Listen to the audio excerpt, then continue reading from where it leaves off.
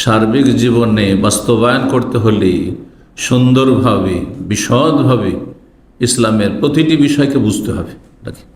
আকীদার বিষয় বিস্তারিত বুঝতে হবে, ইবাদত বন্দেগীর বিষয়গুলি, ইবাদত বন্দেগী কী, কত রকমের ইবাদত রয়েছে, এবং ইবাদত একমাত্র আল্লাহর জন্য সুনির্দিষ্ট, তাতে কিভাবে অনেক মানুষ জাতিতে মুসলিম কিন্তু ইবাদতে আল্লাহর সাথে অন্যকে শরিক করে থাকে, অথচ টেরই পায় না, মনে করে যে নামাজ রোজা তো সব আল্লাহর জন্যই করছি, কিন্তু বহু রকমের ইবাদত গায়রুল্লাহকে দিয়ে দিচ্ছে।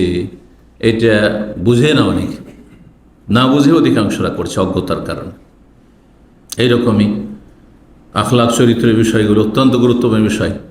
আদান প্রদান, আর লেনদেন, কি নিচ্ছেন কি দিচ্ছেন, কিভাবে নিচ্ছেন কিভাবে দিচ্ছেন, ব্যবসা বাণিজ্য, বিয়ে শাদী, তালাক ইত্যাদি, সমস্ত নাম ইসলাম।